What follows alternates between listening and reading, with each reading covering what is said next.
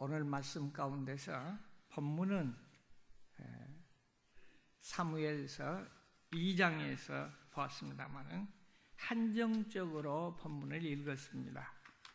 왜냐하면 전체 설교의 내용은 2장 전체에서 기록되어 있는 바 말씀인데, 이걸 다 읽자면 두 가지 문제점이 있습니다. 하나는 시간이 너무 많이 가고, 두 번째는 문제점은 오래 읽다 보면 집중력이 떨어져요.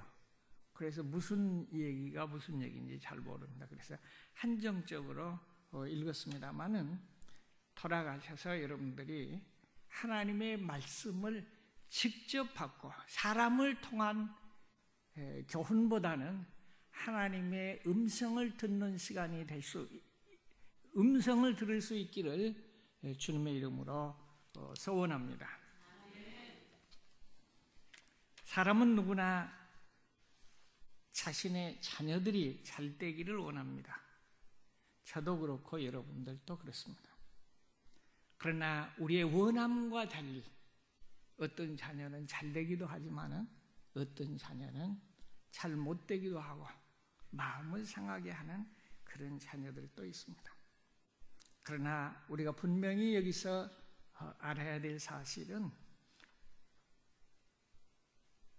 의학을 공부를 하면 의사가 되고 법률을 공부하게 되면 판사나 검사나 변호사 등 법에 관계된 일에 종사하게 되고, 상업, 경영을 공부하게 되면 사업이나 경영자가 됩니다. 사업가나 경영가가 되게 됩니다.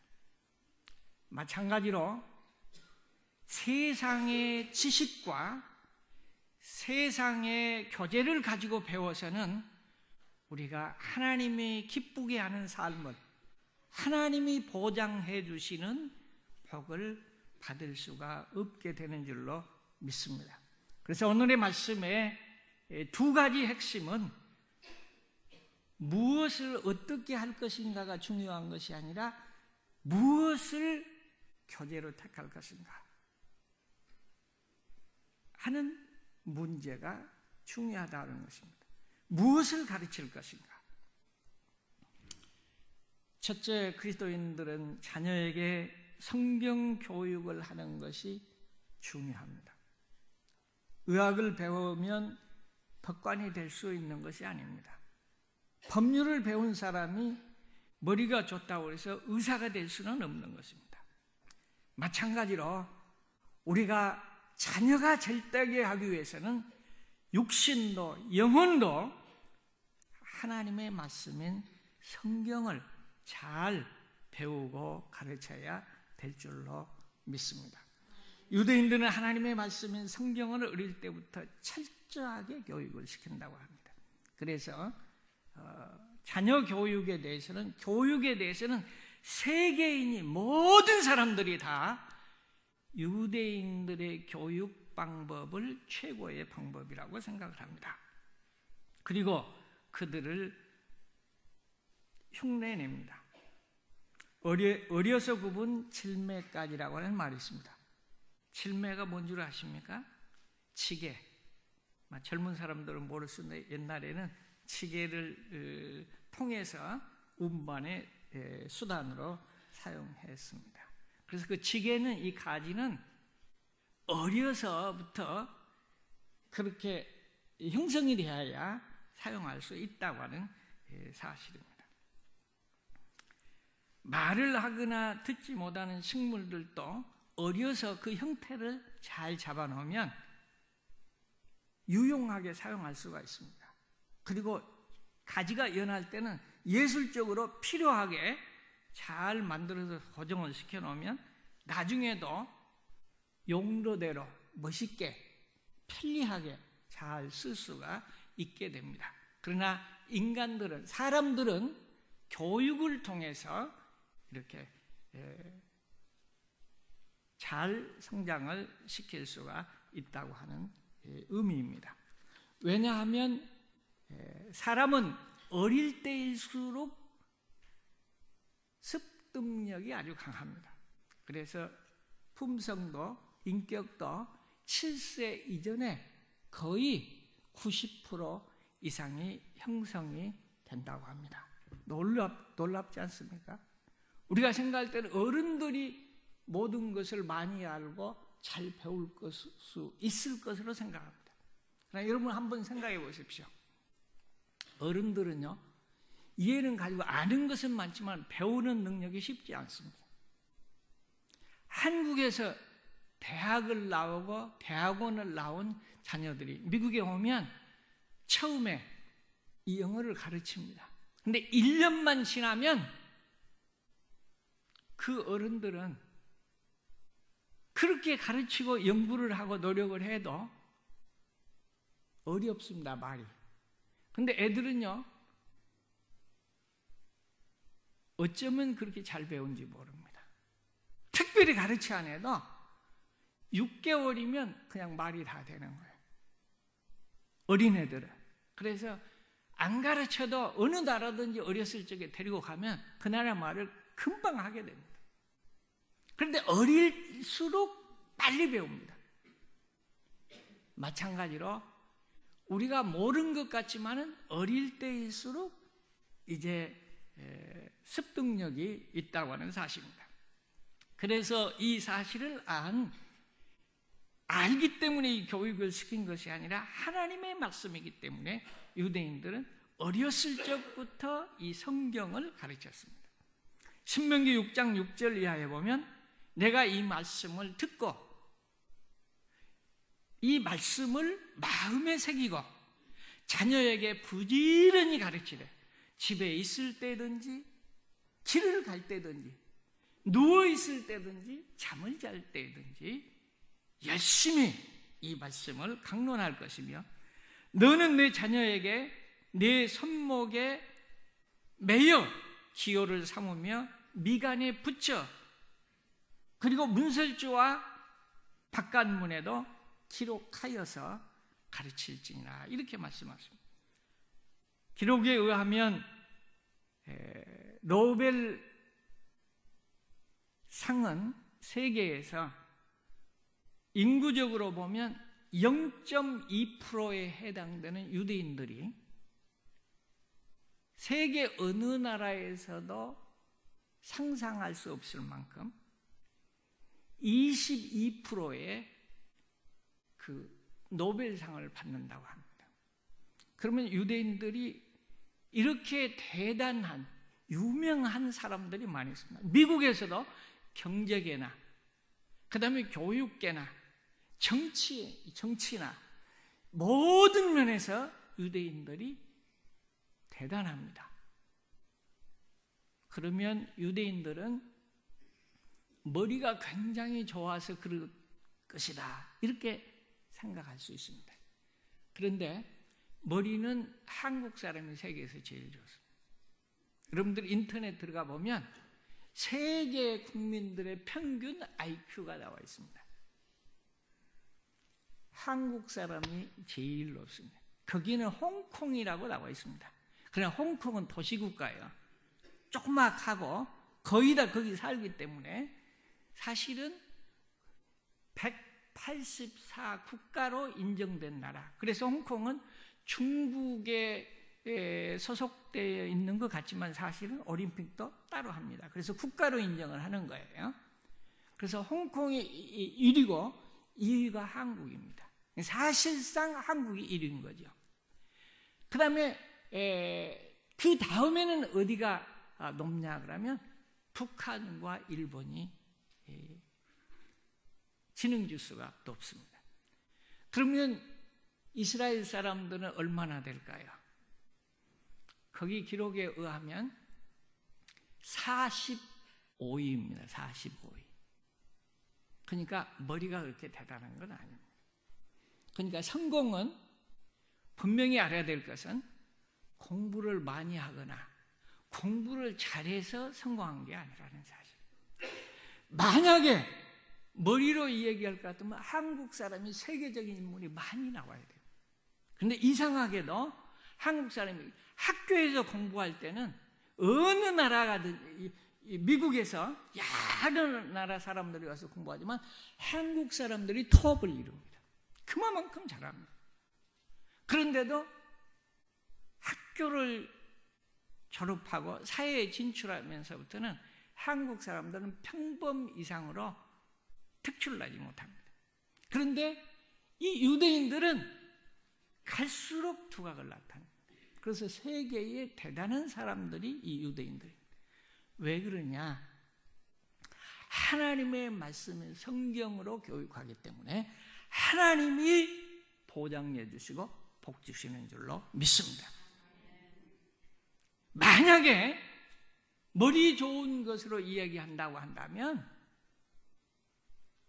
아마 세계적으로 유명한 발명왕 에디슨 그리고 과학자인 아인슈타인은 한국에서 태어났다면 평범한 사람 아니면 바보 취급받고 일생을 살다가 그냥 끝냈을 겁니다. 왜 그러냐? 이 기본 지능지수가 낮기 때문에 에디슨은 선생님이 초등학교 때 불렀어요. 부모님은. 그래서 얘는 도저히 학습 능력이 낮기 때문에 따라서 할 수가 없습니다. 그러니 뭐 학교 보낼 필요 없겠습니다. 이렇게까지 얘기했던 사람. 그런데 그처럼 위대한 사람이 됐어요.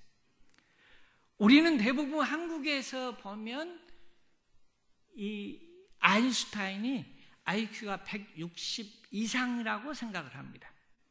그런데 전문가들은 결코 아인슈타인이 머리가 좋지 않았다 이렇게 생각합니다. 왜 그러냐면 보통 사람이 가는 그 시대에 대학을 몇 번 떨어졌어요. 그러니까 머리가 좋은 게 아니에요. 그래도 대학을 들어갔던 것은 다행히 한국 같으면 못 들어갑니다. 영어에. 그런데 그 담당 교수가 면접을 하면서 이렇게 보니까 시험을 보니까 그래도 수학 점수만큼은 괜찮았던 것 같아요. 그래서 입학이 허락이 된 겁니다. 그러면 수학을 잘하니까 머리가 좋았다고 생각할 수 있지만 그렇지 않습니다. 언젠가 저는 그 TV에서 그걸 봤어요. 우연찮게. 이 소녀는 한국에 있는 그 서울 시내에 있는 수많은 뭐라고 합니까? 버스 노선을 다 외우고 있습니다. 그리고 어디든지 배달을 하는데 중국집 배달을 하는데 한 번만 이 얘기하면 듣기만 하면 그 번지를 다 외웁니다. 그렇기 때문에 머리가 대단하게 좋은 걸로 생각하는데 그 청년은 사실상 정박아 수준이야. IQ가 높지 않아요. 그런데 이 숫자에 대해서는 한 번 딱 들어오면 입력이 그냥 돼버리는 거예요. 그래서 숫자로 계산한다고 하면 수학적인 숫자의 관계에 대해서는 천재나 다름이 없습니다. 사람은 여러 가지 나름대로의 지능이 있습니다. 그렇기 때문에 우리 자녀가 공부를 별로 잘 못한다, 또 특출하지 않다, 그래서 얘는 별 볼 일이 없고 또 얘는 소망이 별 없다 이렇게 생각하면 착각입니다. 유명한 사람, 훌륭한 사람으로 만들 수 있습니다. 어떻게? 하나님의 말씀을 통해서 교육하면 하나님이 보장해 주시는 줄로 믿습니다. 다음으로 성경에는 구원의 내비게이션입니다. 성경은 구원의 길이 들어있습니다. 구원의 지혜가 들어있습니다. 디모데후서 3장 16절 17절에 보면 성경은 능히 너로 하여금 그리스도 예수 안에는 믿음으로 말미암아 구원에 이르는 지혜가 있느니라고 했습니다. 구원받는 것은 성경을 통해서만 성취되는 줄로 믿습니다. 그렇기 때문에 무엇보다도 이 성경은 중요합니다. 다음으로 성경은 사람을 온전케 할 수 있는 책이요, 최상의 책입니다. 모든 성경은 하나님의 감동으로 된 것으로 교훈과 책망과 바르게 함에 유익하다고 성경은 기록하고 있습니다. 그래서 잠언서 22장 6절은 마땅히 행할 길을 아이에게 가르치라. 그러면 늙어서도 그것을 떠나지 아니하리라고 기록하고 있습니다. 머리 좋은 사람이 성공하는 것이 아니고, 공부 잘하는 사람이 성공하는 것이 아니고, 명문대학의 간판을 따는 것이 성공하는 비결이 아니라는 사실을 여러분들은 분명하게 아시기를 주님의 이름으로 부탁을 드립니다. 여러분들의 자녀를 하나님이 주셨기 때문에 말씀으로 바로 교육시키면 여러분들은 축복받는 사람, 행복한 사람, 그리고 복받는 사람이 될 줄로 믿습니다. 한국의 교육의 문제점들은 암기식 경쟁 교육입니다. 그래서 생명력이 없고 지식 축적에는 굉장히 놀라운 그 힘이 있습니다. 그래서 한국 교육은요, 학교 교육에서는 머리가 좋으니까 외우고 이런 걸 잘하기 때문에 그런 애들은 학교에서는 1등을 할 수 있어요. 성적이 좋을 수 있습니다. 그러나 그 교육은 외우기식 교육, 경쟁식 교육은 생명력이 없습니다. 그러나 그 성경적 교육, 이스라엘 교육은 눈에 보여서 현실에서는 특출한 것 같지 않는데 창의력이 있는 교육이기 때문에 삶을 통해서는 놀라운 역사가 일어난 줄로 믿습니다. 그랬더니 우리가 자녀들이 학교 다닐 때 공부 잘하면 자부심도 갖고, 학교 다닐 때 공부 못하면 폭증 터지죠. 힘이 없지요. 자신감이 없지요. 그러나 여러분들은 현실을 보지 말고 미래를 보십시오. 그러면 자녀들에게 바른 교육을 시킬 수 있고 여러분들은 행복한 삶을 누릴 수가 있게 되는 줄로 믿습니다. 짧은 시간이지만은 사람은 머리가 두 종류가 있습니다. 하나는 우뇌, 하나는 좌뇌. 한 뇌는 지식을 습득하는데 대단하게 영향을 미칩니다. 다른 뇌는 뭐냐면 이것을 응용하는 문제입니다. 이걸 적용해 보면 한국의 사람들은 지식을 축적하는 데는 대단한 겁니다. 그런데 축적은 많이 했는데 이것을 활용을 못하는 거예요. 그런데 이 이스라엘 사람들의 뇌는 무슨 뇌냐 그러면 활용하는 뇌야. 있는 걸 가지고 꾸준하게 발전시키는 거예요. 그리고 사람들도 그렇잖아요. 많이 배우고 들어있는 것은 많은데, 쓰는 것은 많은데 말하는 것 보면 형편이 없어. 이를테면 강의하는 것 보면 형편이 없어. 근데 어떤 사람은 별로 배운 것도 없는데 그 표현력이 대단해요.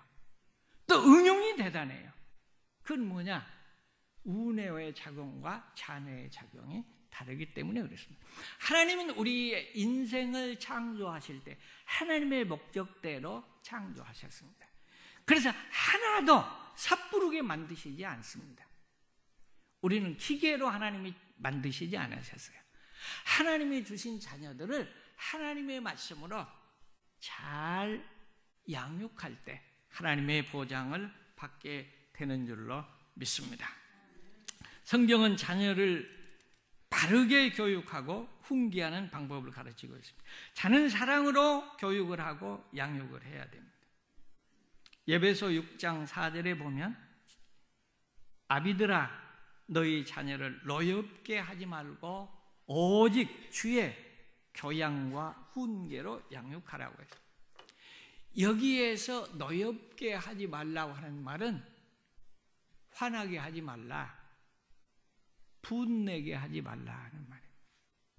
이 말은 무슨 얘기냐면 내 감정대로 하지 말라는 겁니다. 사랑으로 교육하라고 하는 말씀입니다. 여러분, 사람은 사랑을 먹고 살아야 됩니다. 사랑으로 양육해야 됩니다. 사랑도 많이 받아본 사람, 고기도 많이 먹은 사람이 잘 먹는다고 그러잖아요. 사랑도 많이 받아본 사람이 많이 베풀 수가 있는 줄로 믿습니다. 성경에 보면 요셉은, 창세기에 보면 요셉은 라헬의 아들인 이 요셉을 특별히 사랑했다고 그랬어요. 많이 사랑했다고 그랬어요. 이렇게 사랑을 많이 받았기 때문에 요셉은 사랑을 베풀 수 있는 것이 당연한 겁니다. 창세기 45장에 보면 요셉은요, 사랑이 너무 풍부해요. 사랑이 있다는 말은 정이 있다는 말이요, 정이 없단 말이요. 정이 많다고 하는 말이에요. 그 정이 많은 사람들. 그래서 그 형제들을 만났을 때요, 그냥 성경 그대로 한다면 정을 억제하지 못해서 뭐 울음을 쏟아 드렸어요. 그러다 나중에는 그게 안 되니까 방송되고 그랬어요. 그래서 밖에 사람들이 알게 됐어요. 그 소리가 왕궁에까지 들어가게 됐어요. 정이 있는 사람, 정이 많은 사람. 나중에 45장 후반부에 보면 형들을 만났어요. 그리고 내가 요셉입니다. 그러니까 형들이 어쩌겠어요? 반갑다고, 동생을 만났다고 이렇게 허그하면서 기뻐하고 눈물을 흘리면서 즐거워하겠어요? 아니죠. 그 형들은 얼굴 색이 달라져 버렸어요. 왜? 우리가 죽이려고 했던, 팔았던 그 요셉이가 얼마나 칼을 갈았겠느냐 생각을 하고 두려움 속에서 그들은 창백해졌어요. 벌벌 떨기 시작했어요. 그러나 우리 보통 사람 같으면 원수를 하나님이 갚으라고 이 자리에 보내셨구나, 이렇게 할 수 있을 텐데 요셉은 그러지 않았어요. 원수인데도 불구하고 자기를 형제이면서도 그렇게 죽이고 고생시켰던 그 형제들인데도 불구하고 요셉은 뭐라고 그랬냐, 너무 기뻐하면서 형님들 염려하지 마세요. 걱정하지 마세요. 형님들이 나를 판 것은 하나님의 계획 속에서 우리 민족을 살리고 우리 가문을 살리고 나와 형님들을 살리기 위해서 하나님의 계획 속에서 이루어진 사실이기 때문에 염려할 필요가 없습니다. 이렇게 풍성한 사랑의 마음을 가졌어요. 그런데 우리는 자녀들을 교육할 때에 사랑보다는 우리 감정으로 한단 말이에요. 그러니까 애들이 먹혀 들어가지 않는 거예요. 진실한 사랑은 진실한 사랑의 사람을 만들게 되는 줄로 믿습니다.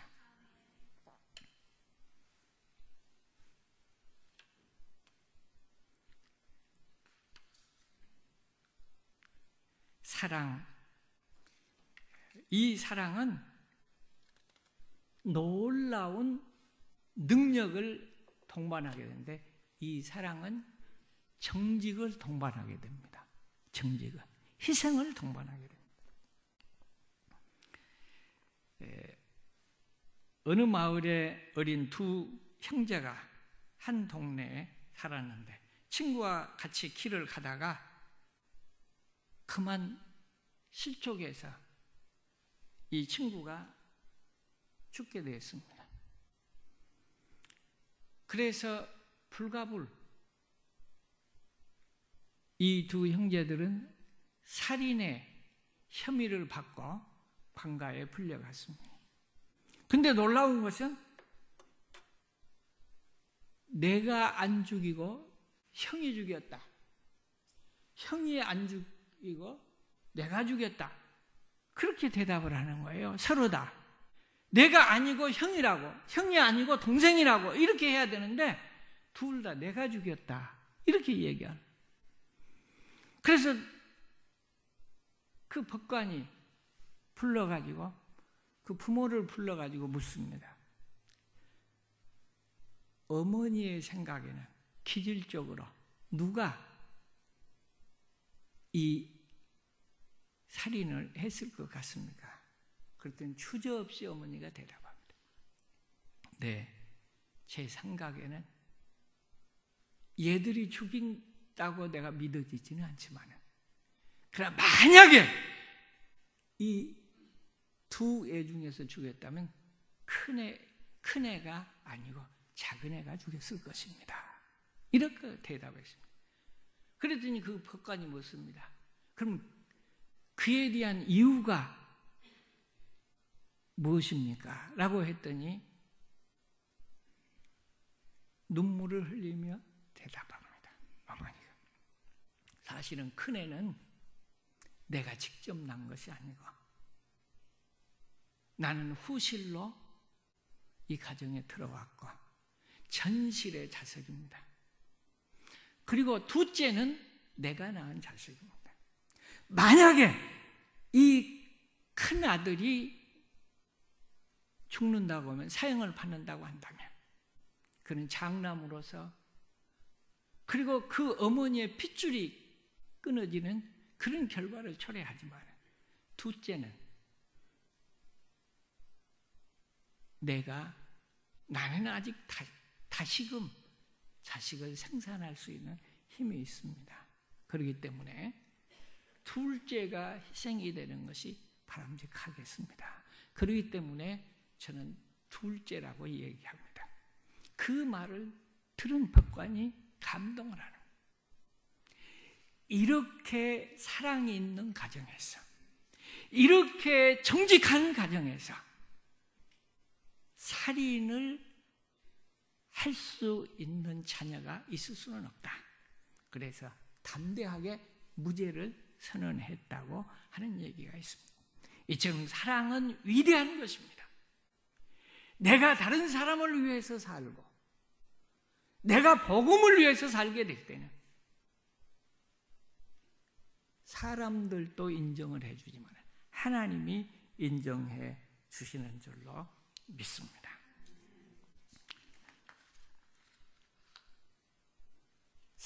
그러나 사랑하는 자녀는 사랑으로도 길러야 되지만은 채찍으로 성경은 훈계하라고 가르치고 있습니다.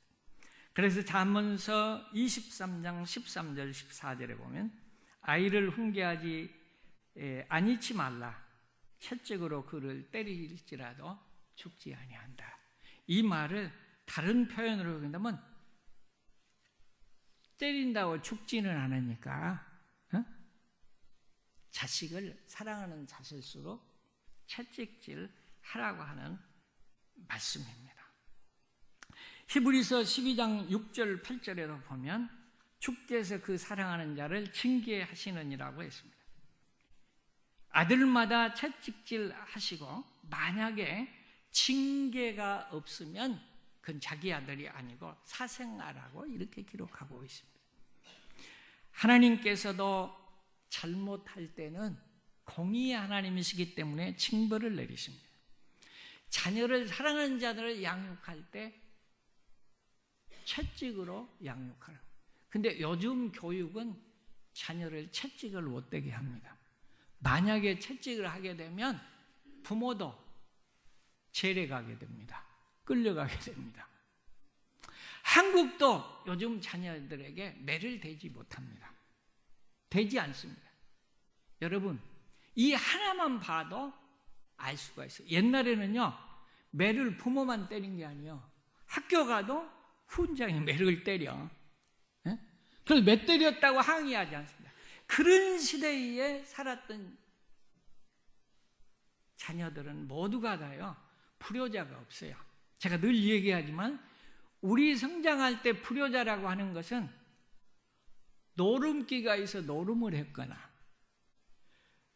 또 빈둥빈둥 일을 하지 않거나 이게 불효자지, 부모님에게 이 얘기할 때 이건 그렇지 않습니다라고 하는 그런 불효자는 없어요. 만약에 부모님에게 대드는 그런 불효자가 있다면 동네에서 잡아다가 턱석에 몰아넣고 두들겨 패는 거예요. 요즘은요, 어른도 채찍을 내지 못합니다. 심지어는 부모도 자식에게 채찍을 내지 못합니다. 그리고 자식이 원함대로 하게 돼요. 그러니까 채찍이 없는 교육은 생명력이 없어요.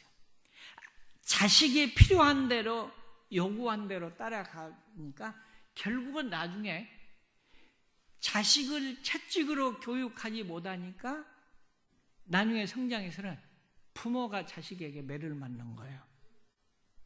그 성경대로 교육하면 성경대로 보장을 받게 되는 줄로 믿습니다. 그 루즈벨트 대통령이 루즈벨트 대통령이 아니라 미국의 초대 대통령 워싱턴 대통령은 처음에 항해사가 되기 원하여 선원학교를 다녔다고 합니다. 그런데 막상 선원 자격증을 가지고 배를 타려고 하는데 부두에 나와서 어머니가 하염없이 우는 거예요. 선원이 된 것 감사하고 좋은 일이지만은 사실 바다에 나가면 언제 들어올지 모르고 잘못하면 못 들어올 수도 있어요. 돈을 많이 버는 직업이기도 하지만은 극히 위험한 직업입니다. 지금은 큰 배들이 많지만 옛날엔 그리 아니었잖아요, 대부분. 그러니까 어머니가 눈물을 흘리셨어요. 그러니까 그것을 본 이 조지 워싱턴이 마음이 바뀌었어요. 내가 아무리 성공하고 돈을 많이 번다고 한들 어머니가 저렇게 슬퍼하시고 어머니가 불행하다면 그 돈과 성공이 의미가 없다. 그리고 다시금 올려놓았던 실었던 자기의 물품을 다시 끄집어냈어요. 이렇게 부모님을 하나님처럼 생각한, 내 생명처럼 생각한 그 조지 워싱턴은 뭐가 됐어요? 대통령이 됐습니다. 대통령이 되면서도 부모님에게 공경하는 것이 복받는 길이라는 말을 수없이 많이 했습니다. 성경에도 기록하고 있습니다. 네 부모를 공경하라. 여러분, 기독교의 계명을 총체적으로 요약한다면 10계명입니다. 그 10계명 가운데 첫째 계명이 뭔 줄 아세요? 하나님 아버지를 공경하라는 것입니다. 인간에게 주어진 계명 첫 번째가 네 부모를 공경하라입니다. 부모님 공경도 어렸을 적에 가르쳐요. 어렸을 적에 못 가르치면 나중에는 안 돼요. 부모님을 공경하는 것은 이 땅에서도 잘 되는 길이고 하나님 앞에 보장받는 길인 줄로 믿습니다. 그러나 이미 우리들은 여기 계신 분들은 거의가 몇 사람을 제외하고는 다 자녀들이 너무 커버렸어. 후회 많이 스럽죠. 그렇게 키우려고는 안 했는데 혹시 성공한 사람들은 더 후회합니다. 왜? 통설이 있습니다. 잘된 자녀들은 부모를 버리고 떠나 살고 출세하지 못하고 배우지 못한 자녀들이 부모를 모신다는 그런 통설이 거의가 다 그렇습니다. 이를테면 여러분들 자식 위해서 헌신하고 자식 위해서 눈물 흘리고 자식 위해서 진액을 다 들었는데 나중에는 그 성공한 아들이 성공한 딸이 부모를 위해서 뭘 합니까? 우리는 하나님 앞에 보장받기 위해서 이 땅 위에서 보장받기 위해서 하나님의 말씀인 성경으로 하나님의 말씀대로 양육해야 될 줄로 믿습니다. 똑같이 사무엘도 성전 안에서 자랐습니다. 홈리와 비느하스도 성전 안에서 자랐습니다. 그런데 이 한나의 자녀는 사무엘은요 여호와의 인정을 받았습니다. 그리고 하나님을 사랑하고 성경을 하나님의 말씀으로 받았어요. 그래서 어릴 적부터서 하나님의 음성을 들었다고 성경은 기록하고 있습니다. 그런데 똑같이 교회에서 자라는데 홈리와 비느하스는 엘리의 아들, 제사장의 아들은 성전에서 자랐어요. 그리고 제사장이 됐어요. 그런데도 불구하고 죄를 지었어요. 그래서 좋은 소리를 못 들었어요. 왜? 하나님 앞에 제사하는 것보다 좋은 것 내놓으라고 해서 어릴 적부터 가지고 갔다가 자기 먹는데, 그래서 욕을 얻어먹는 거예요. 사람에게도. 잘못됐다고 하는 거예요. 성장해서 제사장이 됐는데도 이 2장을 읽어보면요, 거기 성전 관리하는 여자들과 더불어서 간음했다 그랬습니다. 무서운 일입니다. 똑같이 교회 안에 있다고 해도 영적으로 하나님을 의식하지 못하면 자기 배불리고 자기 필요한 대로 합니다. 그러나 하나님을 알게 되면 하나님이 두려워, 하나님을 사랑하게 되고 하나님의 말씀대로 살게 돼요. 그러니까 보장받게 되는 줄로 믿습니다. 홈리와 비느하스는 하나님이 죽게 했습니다. 죽였습니다. 왜 그럽니까? 여러 이유가 많지만 잘못한 것도 있지만 성경 이 말씀을 보면 부모의 말씀을 듣지 않았기 때문에 그랬습니다. 이 교회 안에 산다고 해서 교회에 있는다고 해서 하나님의 말씀을 바로, 성경을 바로 믿지 못하면, 그리고 영적인 체험이 없이는 바르게 행할 수가 없습니다. 우리가 가정에서도 그렇지만 교회에서도 뭔 시험 든 일이 있잖아요. 그러면 하나님을 아는 사람은 하나님 앞에 기도하고 두려움을 갖습니다. 그런데 영적인 사람이 아닌 사람, 체험이 없는 사람은 찬송을 부를 적에는 나와 세상은 간 곳 없고 구속한 주님은 보이도다. 똑같이 찬송을 했는데 문제가 부딪히면 하나님은 간 곳 없고 너와 나만 보이게 돼 있어요. 그러니까 미워하고 질투하고 싸우고, 그것도 안 되면 편을 가르도록 돼 있어요. 우리는 살아계신 하나님을 바라봐야만 승리할 수가 있습니다. 하나님을 의식할 때만이 내가 범죄하지 아니할 수 있습니다. 여러분 성경을 읽어보십시오. 성경을 많이 하는 것이 중요하지 않습니다. 성경은 뭐라고 기록하냐 그러면 잘되고 못되는 것은 마음먹기 달린 게 아니야. 노래처럼 잘되고 못된 것은 하나님께 달려 있습니다. 그래서 하나님께 인정을 받으면 보장받는 삶이 열릴 줄로 믿습니다. 그런데 그러기 때문에 자녀들을 성경으로 교육해야 되고, 내 자녀가 아니라 하나님의 자녀라고 생각하고 존중하면서 기를 때 나도 존중을 받는 인물이 될 줄로 믿습니다. 놀라운 것은요, 전혀 의식이 없어도 한나처럼 기도하면서 기르고, 이제 모세의 어머니처럼 성경으로 기르면 보장을 받는 것입니다. 다니엘이, 성경에 보면 다니엘이와 더불어 세 친구가 나옵니다. 얼마나 대단한 인물이에요. 근데 어렸어요. 위에서 보고 이렇게 하라 그런 것이 없어요. 포로로 잡혀갔어요.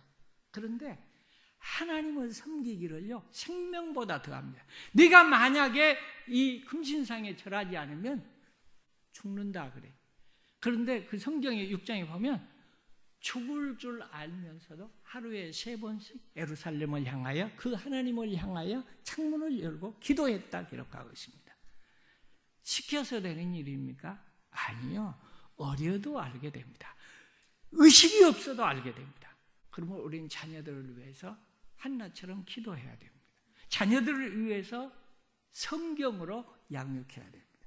그러면 하나님께서 보장해 주시는 줄로 믿습니다. 그러나 우리 들을 때 우리는 너무 늦었다, 너무 안타깝다, 이제는 어쩔 수 없습니다. 그러나 기도해야 됩니다. 그리고 우리에게 더 큰 소망이 있습니다. 육체의 자녀는 이제 어찌할 수 없습니다. 관계를 잘 유지하려면 내가 죽고, 반대로 내가 채찍을 못 댔기 때문에 내가 오히려 더 이해하는 수밖에 없습니다. 할 수 있는 건 기도밖에 없습니다. 그러나 우리에게 더 큰 소망이 있으니 영적인 자녀를 우리가 낳을 줄 알아야 돼요. 그래서 하나님 앞에 가서 남는 것은 선한 일이 아니라, 흥금한 일이 아니라, 충성하는 일이 아니라, 죽은 자 한 사람을 하나님께 인도하면 그것이 큰 상급이 될 줄로 믿습니다. 그런데 영적인 자녀도 마찬가지입니다. 쉬운 일이 아닙니다. 사랑으로 길러야 됩니다.